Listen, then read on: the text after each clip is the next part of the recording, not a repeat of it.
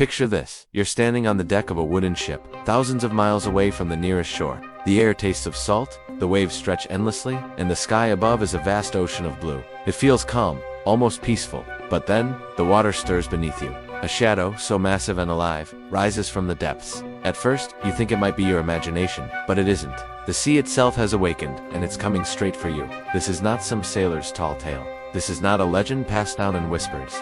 This is the true story of the whaleship Essex. A tragedy so terrifying it would go on to inspire Herman Melville's legendary novel, Moby-Dick. It is a story of men who dared to conquer the sea, only to face its darkest wrath. The Essex was not the largest of ships, but she was proud. She measured just under 90 feet long, small compared to other whalers, yet sturdy and fast.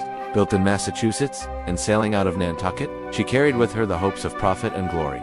In the early 1800s, Nantucket was the beating heart of the whaling world. Whale oil was the black gold of its time. It lit homes, fueled lamps, and kept the gears of industry turning. For men who braved the ocean, each voyage promised wealth, adventure, and a taste of immortality. At the helm stood Captain George Pollard, only 28 years old. He was young for such responsibility, but he carried himself with determination, eager to prove that he could command not just a ship, but fortune itself. By his side was First Mate Owen Chase, older, experienced, and famously stubborn. The crew numbered 21, a mix of seasoned sailors and hopeful young men, ready to carve their place in history. For over a year, the Essex hunted across the Atlantic and into the Pacific, her decks stained with the blood and oil of whales. Each hunt was brutal and dangerous. A whale spout would be spotted in the distance, and small wooden boats were lowered into the sea. 6 men would row furiously, their muscles straining, their eyes fixed on the mountain of flesh ahead. When they were close enough, harpoons were thrown by hand, the barbed iron burying itself deep into the whale's flesh.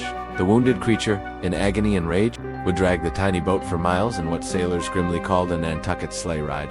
Sometimes the whale died, sometimes the men did. Despite the risks, the Essex had already seen success. Her holds filled slowly with casks of oil, her crew hardened by months of labor and the merciless rhythm of life at sea.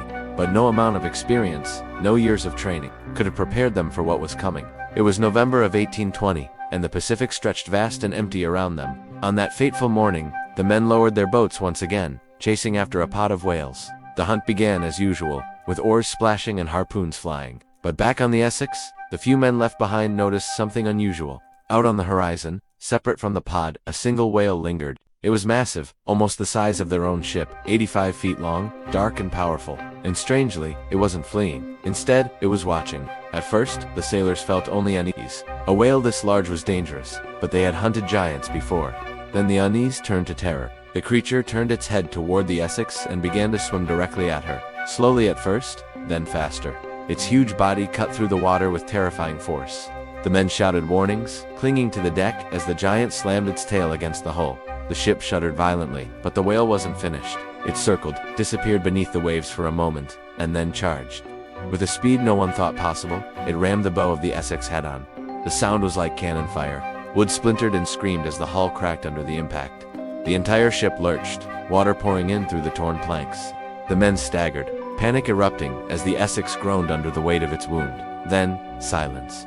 The whale drifted away, stunned by the collision. The crew held their breath. Perhaps the danger had passed. But far off in the distance, the monster turned again. Its massive head rose, its body cutting through the water like a living warship. This time it came faster, harder. Another collision.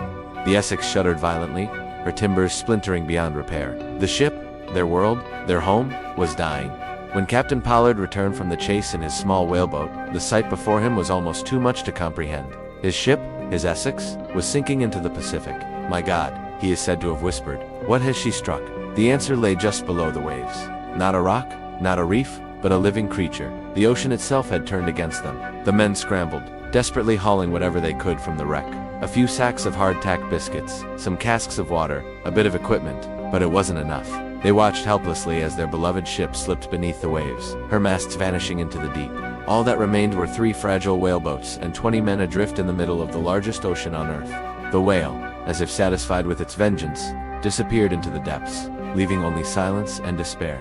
The sailors stared at one another, their faces pale with disbelief. They had survived the attack, but now they faced something far worse. Thousands of miles from land, with almost no supplies, they were at the mercy of the sea. In that moment, hope felt like a fragile thread, already fraying, but they had no choice. They would have to row, to ration, to cling to life with every ounce of strength they had left.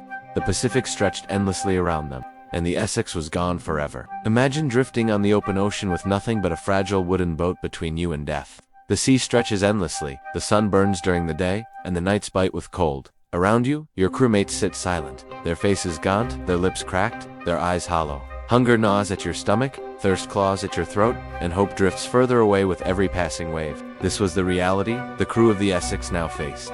The ship was gone. The whale had destroyed it, leaving 20 men stranded in 3 tiny boats, each barely able to withstand the ocean's fury. Their supplies were pitiful: some sacks of hardtack biscuits, a few casks of fresh water, and a handful of tools. Captain Pollard tried to steady his men, his voice calm but his eyes betraying his fear. First Mate Owen Chase took charge of rationing. 1 biscuit here, a sip of water there. It was survival in its most brutal form. At first, they clung to hope. They aimed for the South American coast, more than 2,000 miles away. If they rowed hard, if luck was on their side, they might reach land. But the Pacific is a merciless expanse. Days blurred into nights. The sun beat down without mercy, blistering their skin. At night, freezing winds pierced their bones. Salt sores spread across their bodies. Their mouths dried, their lips cracked, their tongues swelled. By the second week, their supplies were nearly gone. The biscuits turned to dust in their mouths, and the precious water dwindled with every sip. The men grew weak. Some whispered prayers. Others simply stared into the horizon, as if waiting for death. Then, the first man died. Exhausted, starved, and broken, he slumped in the boat and never woke again.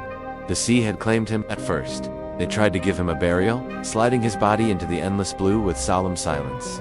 But the ocean gave nothing back, and soon, more men followed. The survivors faced a choice so horrific that few dared to speak it aloud. Hunger had stripped them of strength, of dignity, of sanity. Their bodies screamed for food. Their bellies ached with emptiness.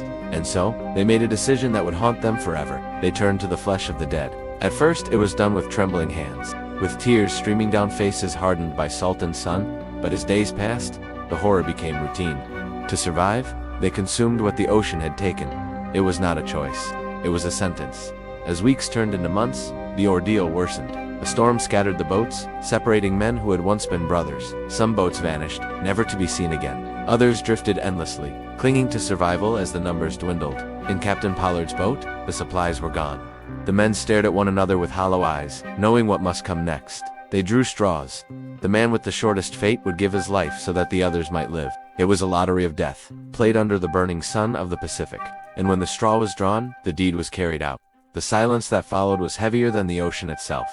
By February of 1821, nearly 3 months after the whale had destroyed the Essex, only a handful of men remained. Owen Chase's boat was spotted by a passing ship. When rescuers peered inside, they recoiled at the sight. Skeletal figures, barely alive, clinging to the wreckage of humanity. Captain Pollard and the survivors of his boat were rescued days later, after enduring an ordeal too grim for words.